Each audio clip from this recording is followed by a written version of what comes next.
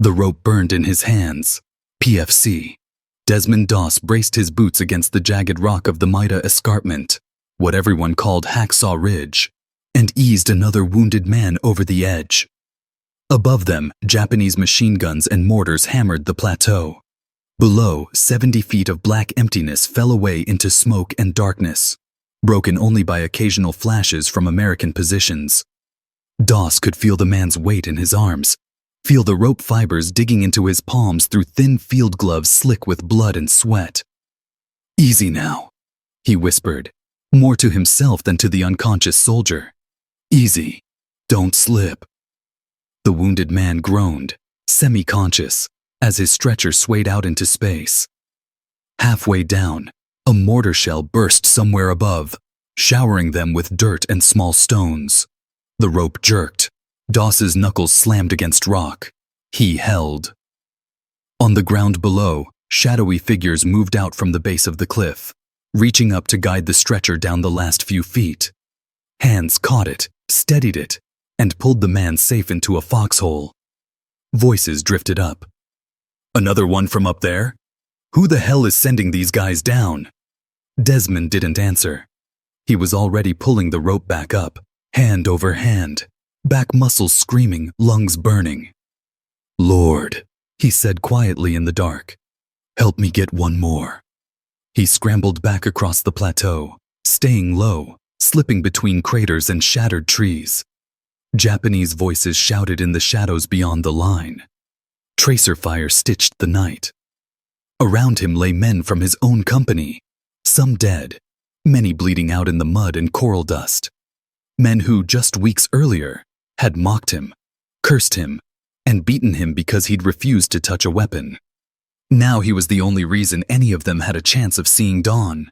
To understand why a man would crawl into hell to save others with no weapon in his hands, you have to understand who Desmond Doss was before he ever saw Okinawa. He grew up in Lynchburg, Virginia, the son of a carpenter. His family was poor, and the Depression didn't help. His father drank more than was good for him. Fights at home weren't uncommon. In the Doss household, the only picture on the wall more important than family photos was a framed image of the 10 Commandments. As a Seventh-day Adventist, Desmond took them seriously, especially, "Thou shalt not kill." One day as a boy, he watched his father get into a violent confrontation with a relative, a gun involved, anger like a live wire in the room. The moment burned into him. He made a decision. Never again would he hold a weapon against another person. When America entered World War II after Pearl Harbor, Desmond didn't run from the draft. He didn't hide behind his religion.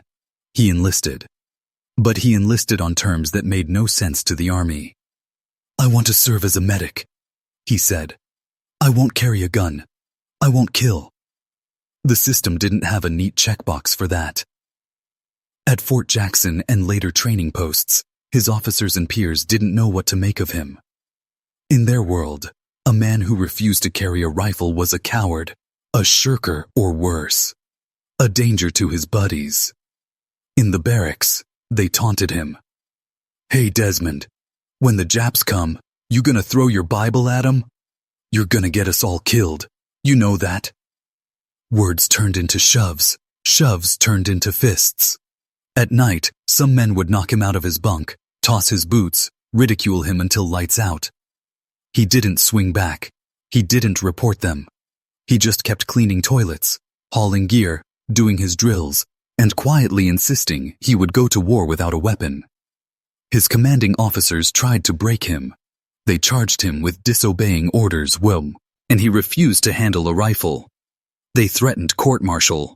Some urged him to accept a discharge as mentally unfit if he would only sign the papers. He refused. "I'm willing to go to the front line, sir," he told one major. "I'm willing to save lives. I just can't take them." Eventually, the Army bent. Under U.S. law protecting conscientious objectors, they couldn't force him to carry a weapon if he was willing to serve in other ways. So they pinned a medic's patch on his sleeve and shipped him to the 77th Infantry Division. His reputation went with him. By the time he waded ashore on the beaches of Guam and later Leyte, the new men in his unit already knew. This guy doesn't carry a gun. In foxholes and slit trenches, they talked about him. He's going to get someone killed. I don't want him next to me when things go bad. Desmond heard all of it. He attended to blisters, diarrhea, malaria, and training accidents just the same. On those earlier campaigns, he began quietly building a different reputation. When a patrol came back shot to pieces, he'd be there in the sand, bandaging wounds under fire. When others stayed in cover, he'd crawl out to drag a wounded man down a ravine. He earned a Bronze Star with V for valor, twice, without ever touching a rifle. By the time Okinawa came around, some of the men had stopped calling him coward, but many still didn't understand. You don't really forget that you once beat a man for being weak. Not until he drags you off a killing field with his bare hands. April 1945. Okinawa was the last bloody stepping stone before a planned invasion of the Japanese home islands. The 77th Division's job included taking a formidable defensive line anchored on a cliff the men would come to call Hacksaw Ridge. The Maida escarpment was a sheer, jagged limestone face about 400 feet high in places, fronted by kill zones of open ground. The Japanese had honeycombed the top and the reverse slope with caves, tunnels, machine gun nests, mortars, and artillery. American naval guns pounded it. Aircraft bombed it. The ridge shrugged them off. To get to the plateau, soldiers had to climb up cargo nets and ropes hung over the cliff face. When they got to the top, they walked into a landscape of shallow trenches, blasted trees, and carefully sighted Japanese positions. The first assaults were slaughterhouses. On the morning his battalion climbed the nets, Desmond could hear the racket long before he reached the top. The deep crump of mortars, the flat crack of rifles, the harsh chatter of Nambu machine guns. Men ahead of him slipped, fell, or froze on the nets under enemy fire. Doss had no rifle, no bayonet, just a medic bag full of bandages, morphine syrettes, sulfa powder, and his Bible tucked into his jacket. At the lip, he crawled onto the plateau behind the first wave of riflemen. The air was full of smoke and dust. The smell, something between metal, dirt, and burning flesh, hit him like a wall. "Doc, over here!" someone yelled. A man lay screaming near the lip, his leg blown open by shrapnel. Bullets snapped overhead, chewing splinters out of a shattered tree. Desmond dropped his aid bag, slid in next to the man, and started working without thinking. Tourniquet, sulfa, dressing, morphine. "Hold on, buddy. You're going to be okay," he said, more by reflex than belief. That first day, the 77th took a portion of the ridge. They advanced yard by yard, under fire, killing Japanese defenders in caves with grenades and flamethrowers. Medics like Doss crawled behind, patching and tagging the wounded. When the order came to pull back off the plateau at dusk, most of the men went. Desmond didn't. There were too many wounded out there in the growing dark. Men like the ones who had mocked him in training. Men whose boots had kicked his bunk. He heard them calling. "Medic, help. Doc, don't leave me." The Japanese were still up there too, moving like ghosts between pits and craters, finishing off the injured with bayonets when they found them. Doss couldn't leave them. He made a decision that no doctrine manual covered. He stayed. Darkness fell over Hacksaw Ridge like a lid. Artillery still flashed in the distance, but on the plateau itself, most of the light came from burning wreckage or the occasional star shell. Desmond moved in a low crouch, sometimes on hands and knees, his medic bag bumping at his side. He stopped at one shadowed shape. Corporal Howell, a man who'd once called him Chicken in front of the squad, lay with a belly wound, blood soaking his jacket. "Doc, they're still here," Howell whispered. "I can hear him talking." Desmond could too. Somewhere beyond the edge of a crater, Japanese voices murmured, low and calm. Metal clinked. A bayonet being fixed. A magazine being seated. "Just hold on," Desmond said. "I'm gonna get you off this rock." He slapped a dressing on the wound, injected morphine, and then did something insane. He dragged Howell toward the edge of the ridge. The ground was uneven, slick with mud and blood. Every few feet, Desmond froze, listening. Occasionally, Japanese voices got closer. He'd press himself and the wounded man under a lip of earth, hardly daring to breathe. Once, he lay motionless as two figures walked past just a few yards away, bayonets glinting faintly. One of them shone a flashlight down into a crater, saw bodies that didn't move, and moved on. At the cliff's edge, artillery fire from below had cut a shallow gully. Doss used it as a staging point. He had no stretcher handy the first time, so he improvised a sling with rope, and whatever he could find, secured Howell as best he could, and began lowering him over the edge, inch by inch. Each foot of rope that slid through his hands tore more skin. His shoulders shook.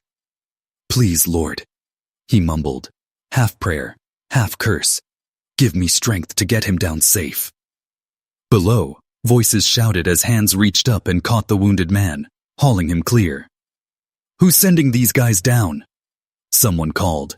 Up Doss didn't answer. He was already crawling back into the dark. He found another man, a sergeant with half his face burned, one arm hanging useless.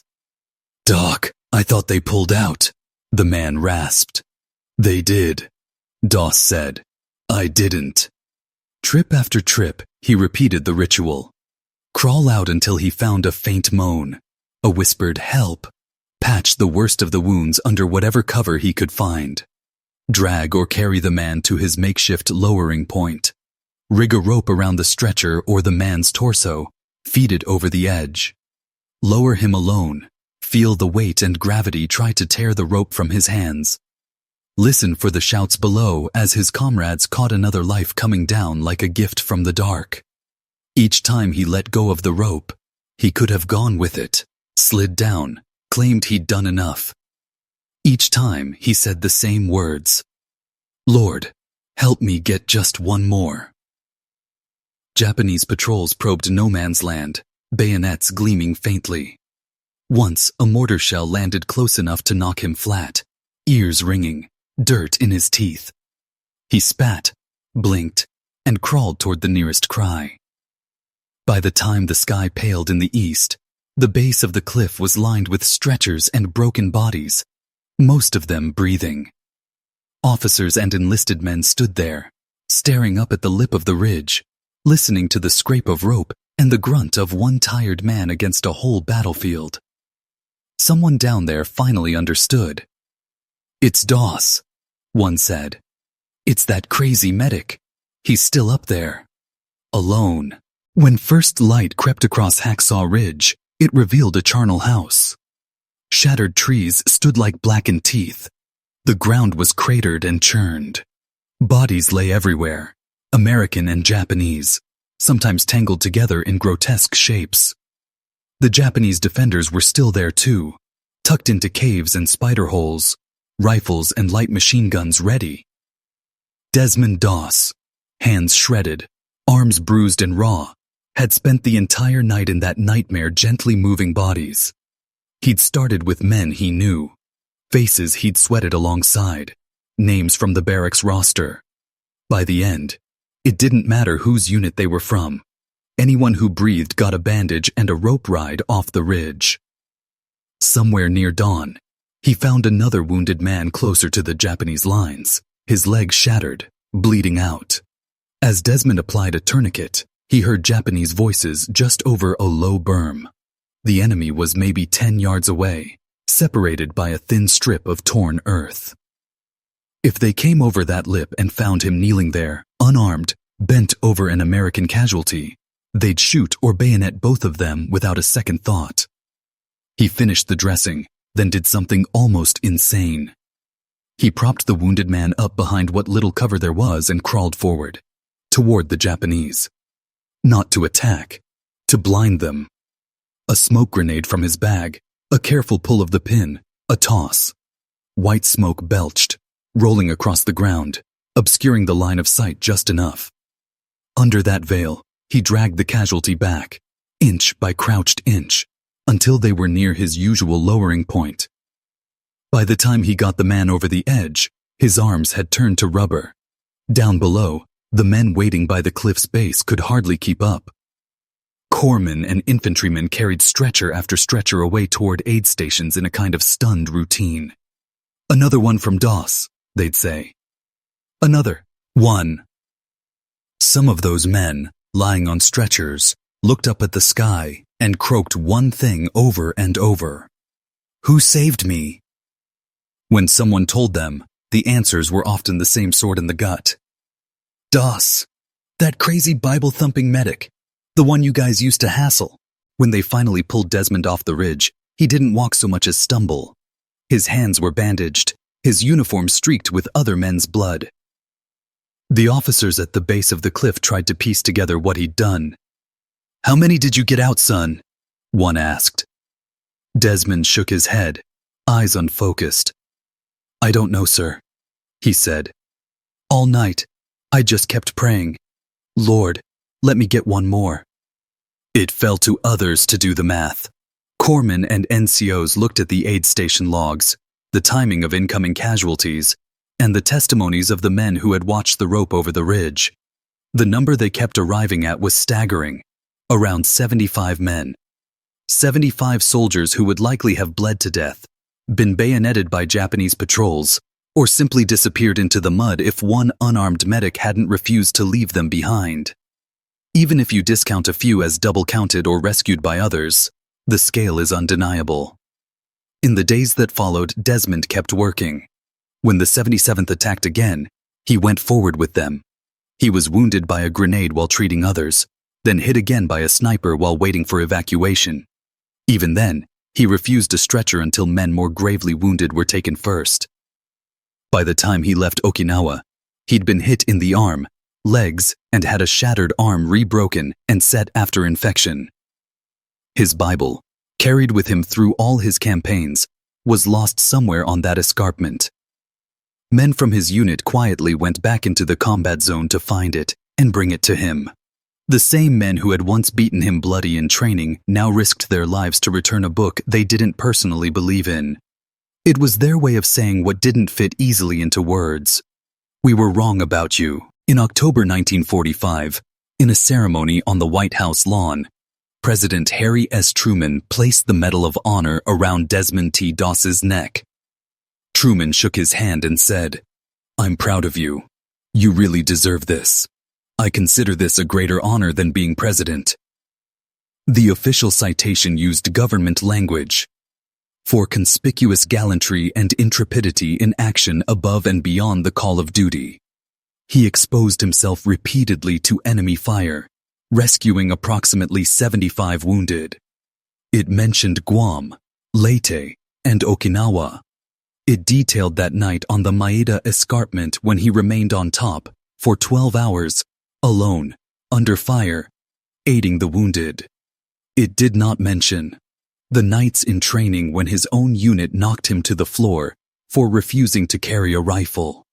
The captain who tried to have him discharged as mentally unfit. The boot prints on his blankets, the whispers in the dark. Those details lived in the memories of the men who had seen both halves of the story. The scrawny, quiet private who knelt to pray when others laughed. The same man dragging their bodies across a killing field and lowering them over a cliff by hand, while the enemy prowled around. After the war, Desmond went home to a small farm in Virginia.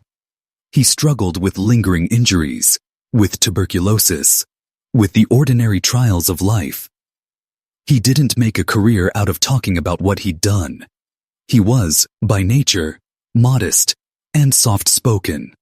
When people asked him why he'd gone back for so many men that night, he usually said something simple. "They were my boys. I couldn't just leave them." His story eventually became widely known, retold in books, documentaries, and a feature film. But the core remained the same. a man beaten and despised by many in his own unit because he refused to carry a weapon, later saving roughly 75 of them from the most brutal battlefield of the Pacific War. In a Kampfbomb, Licht remembered for tanks, bombers, and battleships, Desmond Doss proved something timeless. Courage isn't always a man with a gun charging a pillbox. Sometimes it's a man with empty hands and a rope, crawling into fire for someone who once wanted him gone. Sometimes the bravest thing you can do is stick to what you believe in while everyone around you calls you a fool. If someone in your family served as a medic, corpsman, or stretcher bearer, tell their story in the comments. They carried no glory banners, but more than any weapon, they pushed back against the worst things war can do. And if you want more true WW2 stories like this, where the enemy isn't just on the other side of the line, but sometimes in your own barracks, hit subscribe. There are more names most people have never heard, and they deserve their own night on the ridge.